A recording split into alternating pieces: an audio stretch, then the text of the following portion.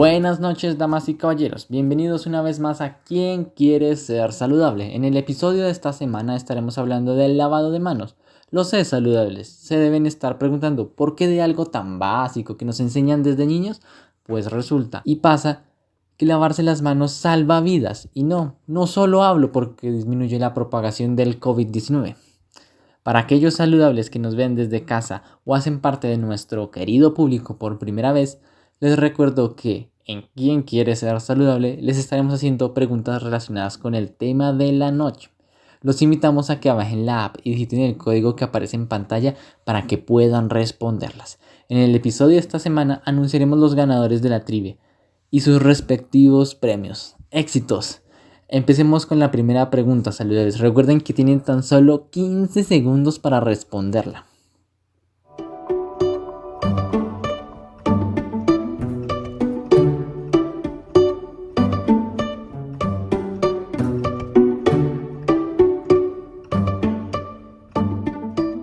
Así es, saludables. A continuación, la doctora Natalia Cortés nos contará un poco más acerca de por qué es la C. Buenas noches a todos. Es cierto, se dice que el lavado de manos es la vacuna más costo efectiva contra muertes y retraso severo del crecimiento. La contaminación bacteriana y viral es un tema serio. Pueden generar anemia, diarrea e infecciones respiratorias agudas. Por eso es que el lavado de manos es un as bajo la manga, porque ayuda a disminuir la transmisión de persona a persona y protege el último punto de contacto entre el cuerpo y los gérmenes. A pesar del enorme interés político y financiación en campañas de higiene de manos, en los últimos 30 años se sabe muy poco acerca de cómo mejorar el comportamiento de higiene de forma sostenible. De hecho, Husam, en su experimento de campo del lavado de manos, cuyos resultados se encuentran en el paper Habit Formation and Regional Addiction, a Field Experiment in Hand Washing. De esto me gustaría contarles un poco. Bueno, empecemos. Una característica del lavado de manos que puede explicar la dificultad para crear cambios sostenidos es que esta actividad debe convertirse en hábito. Por ejemplo, en la zona rural del oeste de Bengala, los hogares afirmaron tener jabón en casa y conocer sobre sus usos. Sin embargo, expresaron que no solían lavarse las manos porque no estaban habituados a hacerlo. Esto no pasa solo con el lavado de manos. Las conductas de salud preventiva a menudo requieren rutinas que parecen no ser adoptadas a pesar de la provisión de información y adicionalmente los materiales o infraestructura necesaria para llevarlas a cabo. En el paper también se abarca el lavado de manos desde el modelo de adicción racional, pero enfocado en los buenos hábitos. La formación de hábitos es un proceso complejo, y más cuando se busca introducir a nuestra cotidianidad una actividad que nunca antes hemos realizado. En el caso del lavado de manos, la tarea es aún más difícil, pues los beneficios que trae consigo no son notables por su carácter preventivo. Esto reduce los incentivos de las personas a realizar la actividad, pues no logran evidenciar con claridad el impacto que tiene el lavado de manos regular en sus vidas. Además, como las tasas de adopción del comportamiento preventivo son bajas, no hay presión social que motive a las personas a participar. Puede que los costos sociales de no lavarse las manos sean mínimos, sin embargo, si analizamos los costos futuros nos damos cuenta que pueden ser abismales. En el estudio se analiza el lavado de manos con jabón antes de la cena. Los autores buscan identificar si esta actividad en efecto es formadora de hábitos. Sumado a esto, exploran las implicaciones de una serie de intervenciones e incentivos, como la presión social y bonos redimibles, para el diseño de política pública en prevención. Qué interesante, doctora Natalia. ¿Nos podrías contar cómo se diseñó el experimento que mencionas al principio? Claro que sí, el experimento se realizó en un distrito de Bengala Occidental, India, en un periodo de 8 a 12 meses.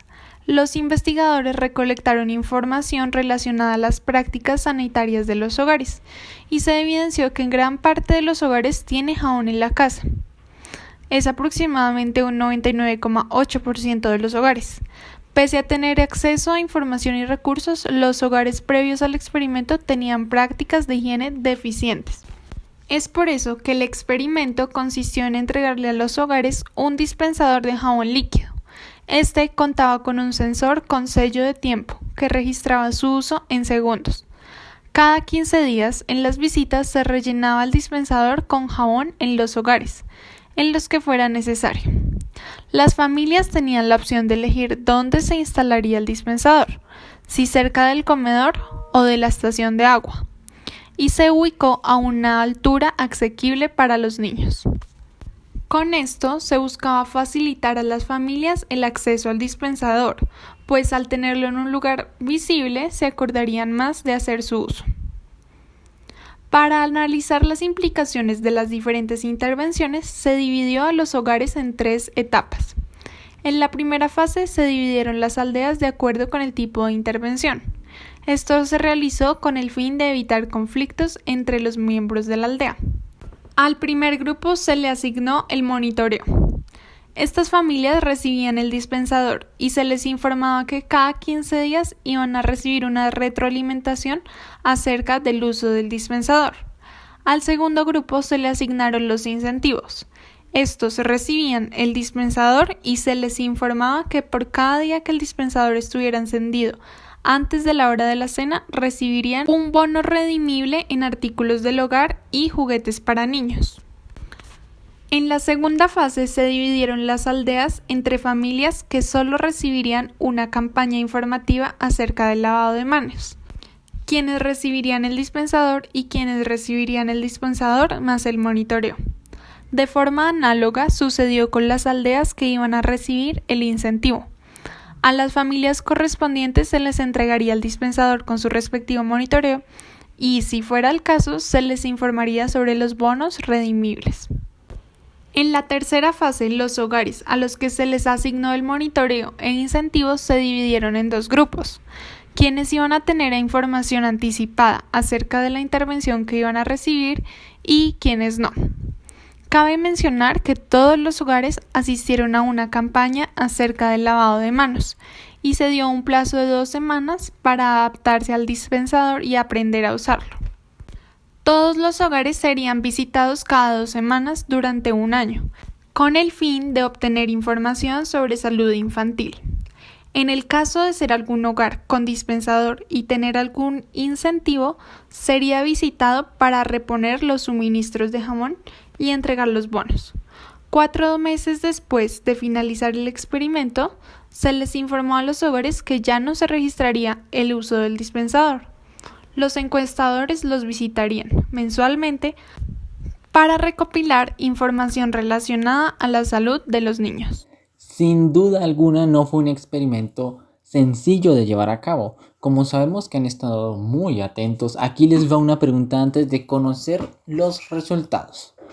Se recolectaron 2 grupos de datos importantes, el primero relacionados al cambio en el comportamiento de los hogares y el segundo enfocado a abarcar el cambio en la salud infantil. Así, se reportó la tasa específica de lavado de manos diarias antes de la hora de la cena y la tasa de manos diarias. La siguiente pregunta es: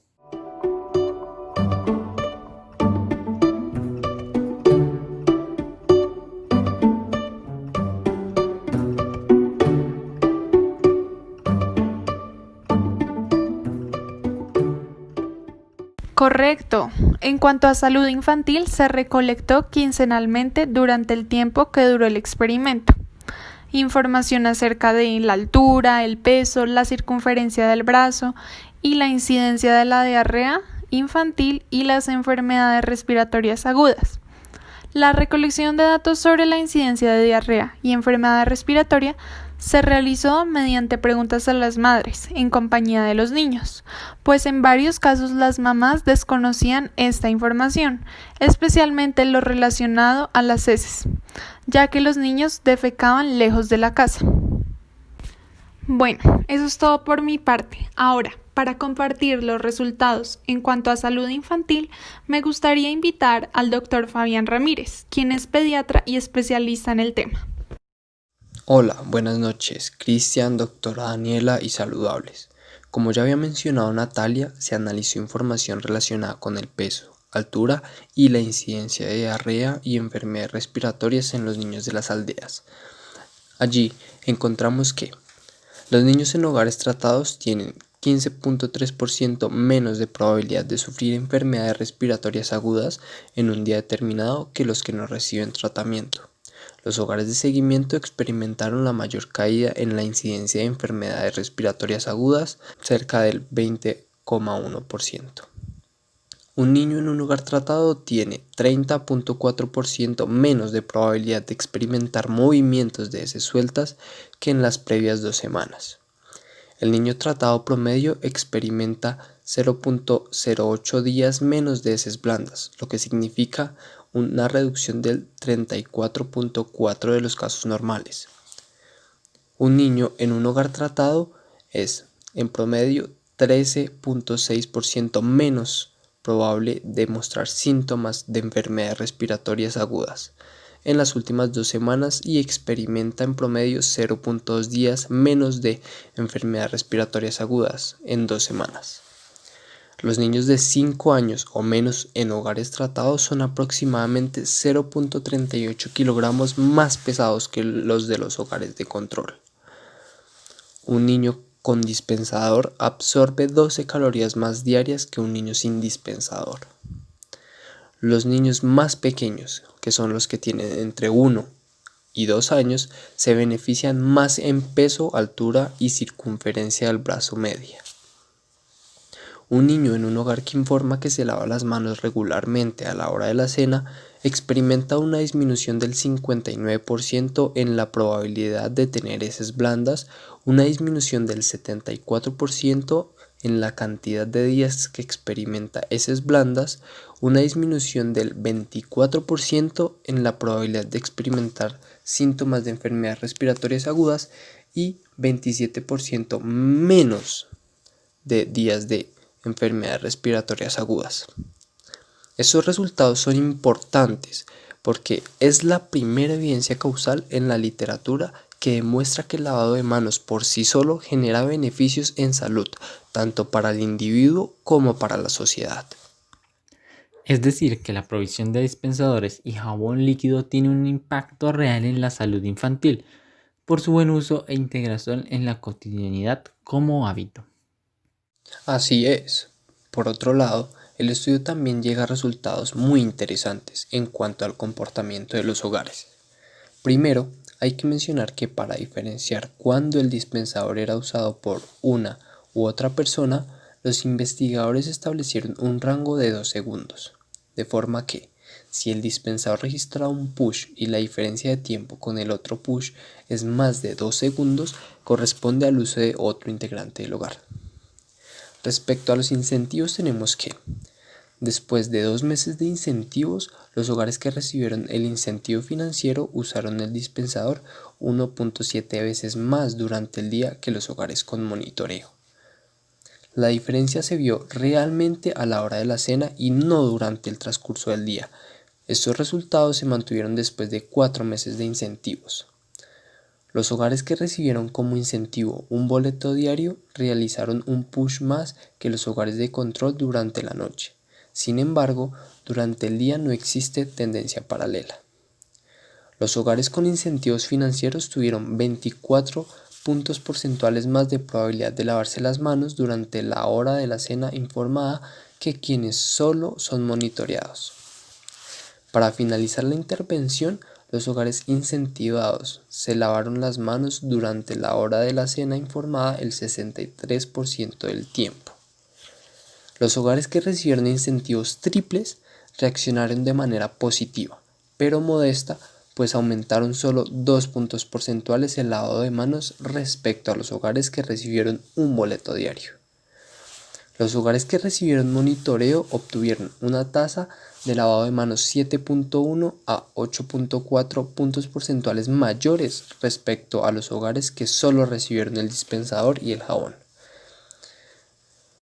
Ahora bien, respecto a la persistencia, encontramos que la persistencia de lavarse las manos después del retiro de la intervención es evidencia de que esa actividad es habitual.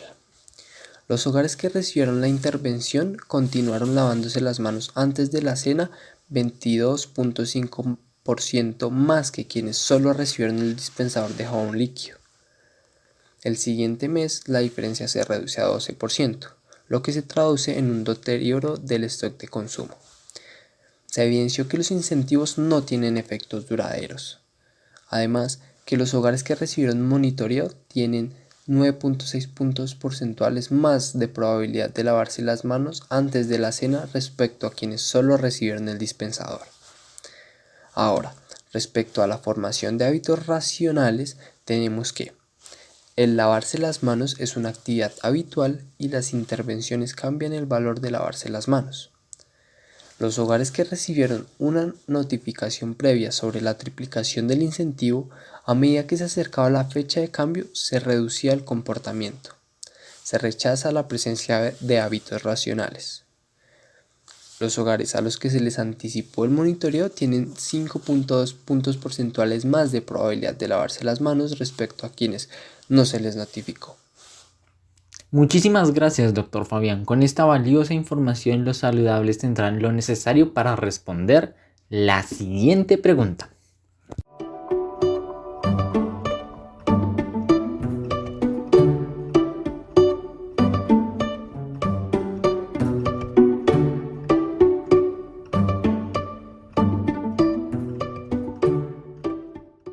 Como mencioné anteriormente, se evidenció que los incentivos no tienen efectos duraderos, por lo que no contribuyen a la formación de hábitos racionales.